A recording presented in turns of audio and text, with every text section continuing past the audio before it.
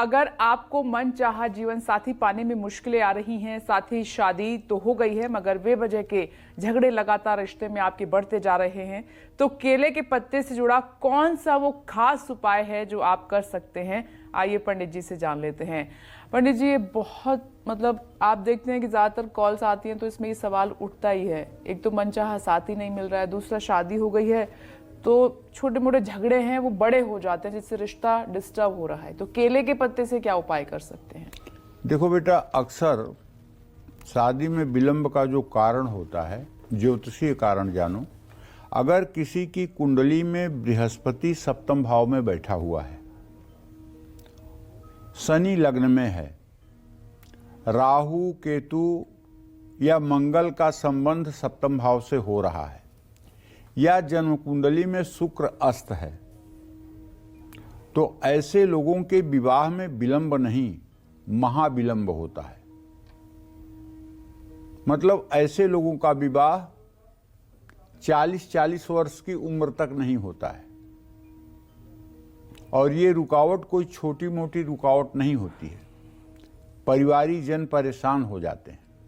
ऐसे में अगर बृहस्पति और राहु की स्थिति सप्तम भाव में हो जाए या लग्न में बृहस्पति और राहु की स्थिति हो जाए तो ये पितरदोष बन जाता है, और पितरदोष के कारण भी विवाह में देरी होती है, घर में मांगलिक कार्य नहीं होते हैं। या दूसरी परिस्थिति ये होती है कि लग्न का स्वामी और विवाह भाव का स्वामी दोनों अगर परस्पर छठे आठवें हो जाएं तो विवाह तो हो जाता है, लेकिन वैवाहिक जीवन में कलेश और मनमुटाव की स्थिति पति पत्नी में बहुत ज्यादा होता है। ये भी विवाह करते समय जो लोग कुंडली मिलाते हैं, तो कुंडली तो मैं कहता हूं मत मिलाओ, गुण मत मिलाओ, गुण की बहुत जरूरत नहीं है। ये देखो कि लड़के और लड़की के कुंडली के शुक्र की क्या स्थिति है, और उनका लग्नेश और सप्तमेश कहीं षडाष्टक योग में तो नहीं, उनका पति भाव या पत्नी भाव का स्वामी कहीं मृत्यु और शत्रु भाव में तो नहीं। कुंडली मिलाओ, गुण मत मिलाओ। मैं अनुभव कर रहा हूं इस समय ना कि 28 गुण, 30 गुण, 31 गुण मिलने वालों के डाइवोर्स हो रहे हैं, तलाक हो रहे हैं। गुण तो तब मिलाए जाते थे जब 13 साल 14 साल के बच्चों की शादियां होती थी, जब उनका गुण प्रकट नहीं होता था तब गुण मिलाया जाता था, क्योंकि उनका गुण प्रकट नहीं होता था। आज तो लड़के लड़की दोनों के गुण प्रकट हैं। अगर लड़का वेजिटेरियन है, लड़की नॉन वेज है, या लड़की वेजिटेरियन है, लड़का नॉन वेजिटेरियन है, तो कलह घर में होगी। लड़का पूजा पाठ वाला है, लड़की नास्तिक है, या लड़की पूजा पाठ वाली है, लड़का नास्तिक है, तब भी कलह होगा। लड़के को किसी चीज की लत है और लड़की को नहीं है तो भी कलह होगा। तो ये प्रत्यक्ष गुण जो है, खान पान, रहन सहन, आचार विचार, चरित्र, ये गुण जो प्रगट गुण है, इसकी मैचिंग करनी चाहिए कि दोनों में तारतम्य, दोनों के मस्तिष्क में एक रूपता बनेगी कि नहीं।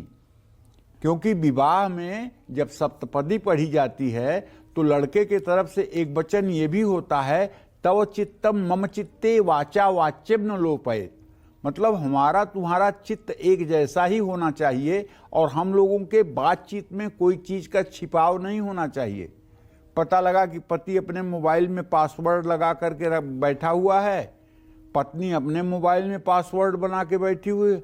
अरे आप लोगों में छिपा क्या है कि आप लोग एक दूसरे के लिए पासवर्ड लगा के बैठे हो? आप लोगों के जीवन का तो सब कुछ पारदर्शी होना चाहिए, कुछ एक दूसरे से छिपा ही नहीं होना चाहिए। तो अगर पारिवारिक जीवन में कलेश है तो एक उपाय आप करके देखिए। लाल चंदन घिस करके केसर के साथ हल्दी और शहद का घोल बना करके मंगलवार को केले के पत्ते पर आपको एक विष्णु यंत्र बनाना चाहिए, और एक मंत्र है, ओम नारायणाय विद्महे वासुदेवाय धीमहि तन्नो विष्णु प्रचोदयात्। इस मंत्र का कम से कम 108 बार आपको पाठ करना चाहिए। भगवान विष्णु के चरणों में केले के पत्ते पर बना विष्णु यंत्र रखना चाहिए। केले के पत्ते पर बने विष्णु यंत्र को घर में उत्तर दिशा में स्थापित करना चाहिए और उसकी पूजा करनी चाहिए। इससे दाम्पत्य जीवन में काफी हद तक समरसता आती है। जय मां विंध्यवासिनी।